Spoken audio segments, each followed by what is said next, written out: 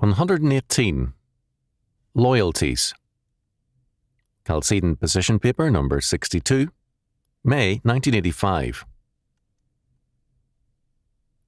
Over the years, I have repeatedly seen and commented very often about the evil of self-pity.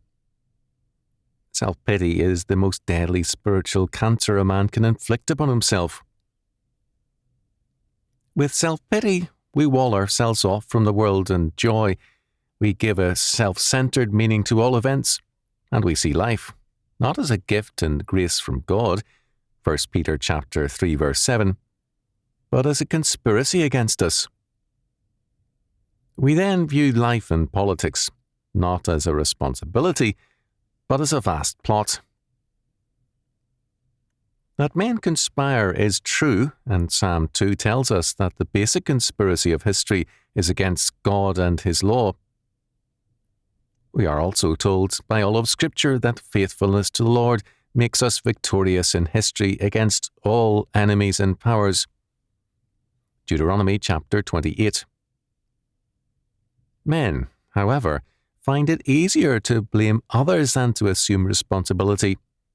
Hence, the radical absorption of many in documenting all the evils perpetrated by one group or another.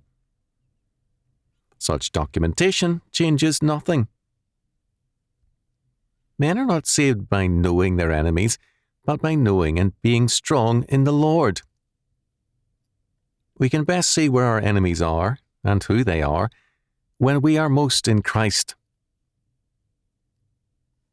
A great deal of our bigotry comes from a concentration on the wrongs we have suffered rather than on the wrongs we inflict on other people. No lying is involved, only an emphasis on one aspect of our lives.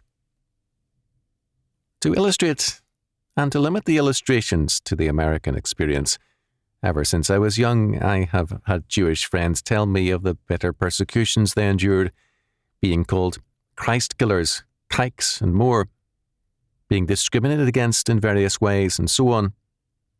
All of this is clearly true. Again, I have heard Catholic friends express their hurt and indignation at having their church called the Whore of Babylon, at being treated as evil people because of their faith, abused for their religious practices, and so on. Some of the indignities suffered are painful to hear about. I have no doubt as to their truth. Furthermore, many Protestants can tell like stories, all true.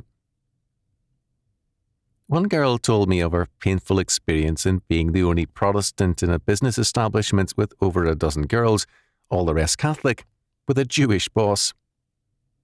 Only her unquestionable excellence kept her out in front. Every kind of effort was made to push errors onto her. She was the target of ugly remarks about her faith, and so on and on. Only the pay and her need to work kept her going. Many, many more such tales can be told, all true. But this is only one side of the story. More than one Catholic, Protestant and atheist has told me of the problems of living in an old-fashioned Jewish neighbourhood, and walking as a child down the street and having the Jewish old folks on their stoops spitting at them, of falling and hurting oneself badly and everyone laughing with delight, and so on.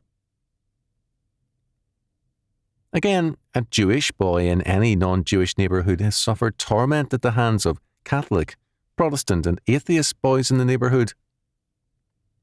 I have heard more than a few stories of the cruel humour, the nasty pranks and the like, all too routine in such cases. Each has tried to outdo the other in unkindness. Need I say more? There is not a group in society which has not suffered some indignities and also inflicted indignities on others. Can you convince any group of their sins? They love to major in the sins of others. This holds true in marriage. Men, I heard a woman snort indignantly once. I could tell you a lot about them. They bleep. I'm sure she could have, and I am sure that men could have told me a lot about her. In marriage, men and women too often have the bad habit of concentrating on their spouse's sins and shortcomings, not on their own, and feeling a great deal of self-pity. One wife who neglected her most routine responsibilities as a wife, but complained endlessly about her husband, became venomously angry when I asked her about her responsibilities. I have seen men bitterly angry because their wife is a problem. The men have assumed that only they have a right to needs and wants. We all tend to forget that the one person who can change is ourselves, and this is our God-required duty. Everyone, however, wants to reform others, especially their enemies. We forget that the greatest menace to community comes from this kind of Phariseeism. It is the essence of Phariseeism to see oneself as superior and others as the problem people of the world. We miss the whole point of our Lord's indictment of the Pharisees if we forget that, to a very real degree, they were the best people of their day, and they knew it. Their attitude towards others reflected this.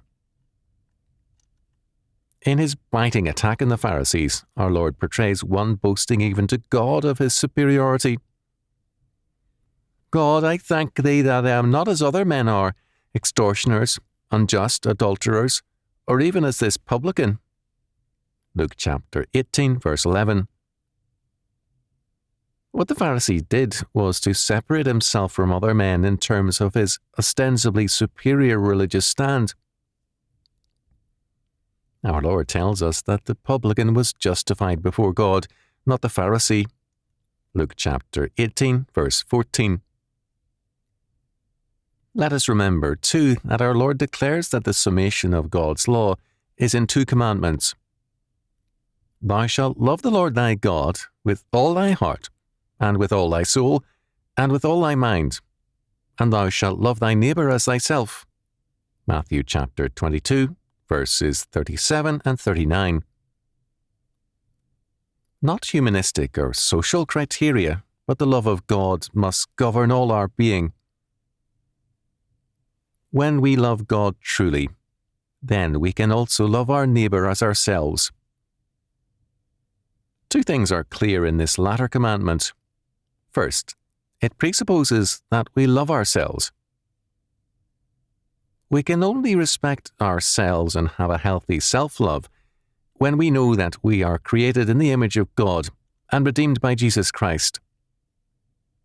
Men who cannot love themselves cannot love others.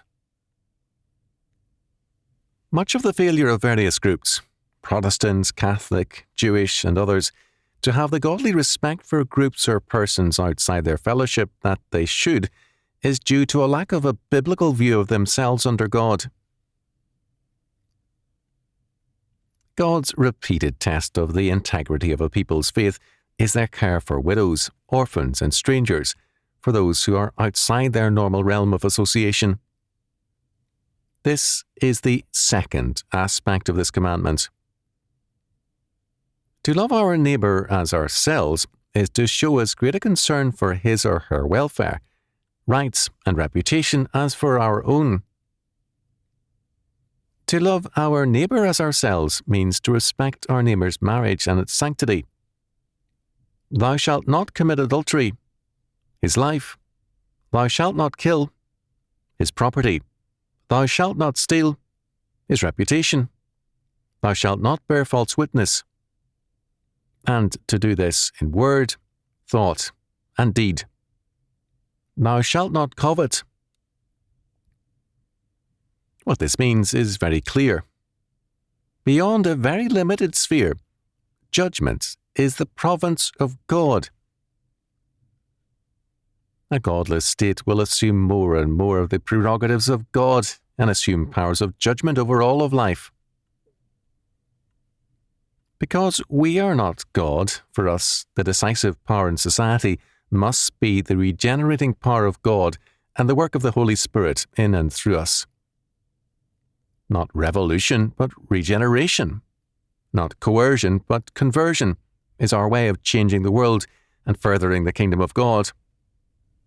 This is the heart of Christian reconstruction.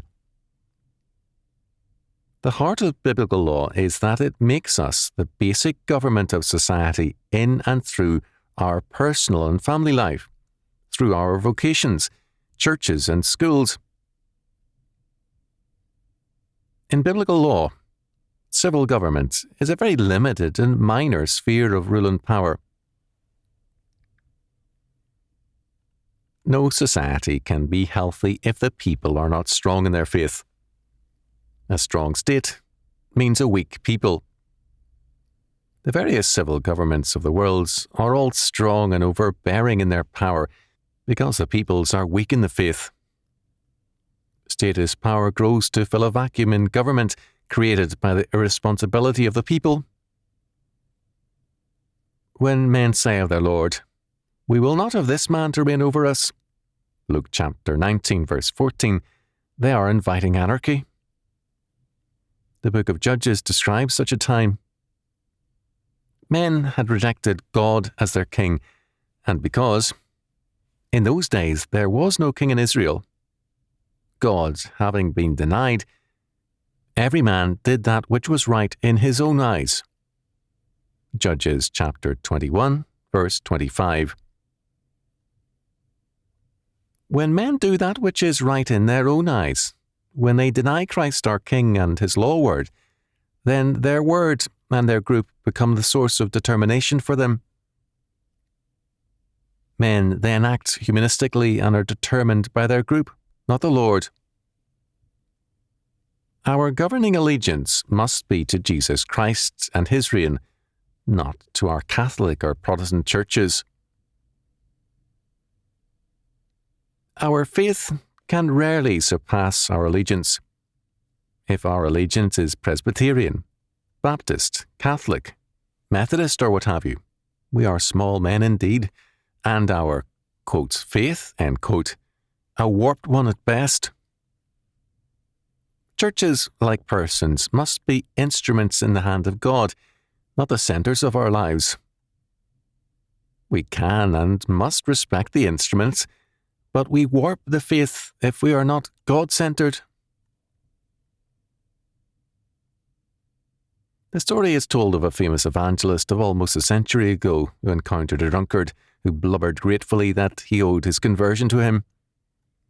The evangelist responded, "I must have converted you, because obviously the Lord didn't."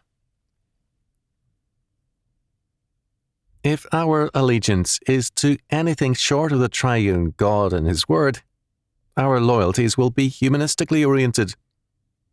We will be overly governed by groups and institutions, however good, and insufficiently governed by God the Lord. A prominent American political leader, a man of unique independence, once told me that peer pressure governs most politicians. Before their election, they are motivated by what they and their constituency want. After their election, the peer pressure of their new group now governs them, and they are less responsive to the demands of their electorate. Peer pressure is a most potent force in the modern world because religious faith is, by contrast, weak and fragile. Indeed, in one church college, group dynamics are taught as an important and worthy source of social strength. This goes hand in hand with a major shift in man's outlook which came progressively into force with the Enlightenment. The domain belonging to religion and the church was seen as the inner world, the spiritual life of man. The domain of reason and the state was held to be the material sphere. There is no warrant in Scripture for any such division. All things were made by God the Lord, and all things are subject to his law, word, and government.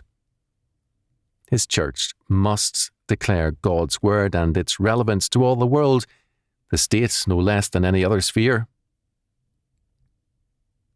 For the church to be silent in any sphere, or to limit the scope of God's government, law, and rule, is to sin, and to deny to that degree its Lord. We are not, therefore, to be governed by our parochial loyalties, nor by group dynamics, nor by peer pressure. all our churches, institutions, groups, races, nationalities, and allegiances must be subject to the prior government of the triune God and his law word. Anything short of that is idolatry. The fundamental declaration of God's law is this: Thou shalt have no other gods before me. Exodus chapter 20, verse 3. We must remember that even very good things can be turned into idols and false gods. For many, their church is an idol, or their family, their children, their race, nationality, or group. However good these things may be, they can become, and often are, idols when we give them priority over the love of God, and, in that love of God, our love of our neighbour. A limited good, if given too high a place in our lives, can be as destructive or more than an open and obvious evil. Remember, such a perspective led men into crucifying Christ.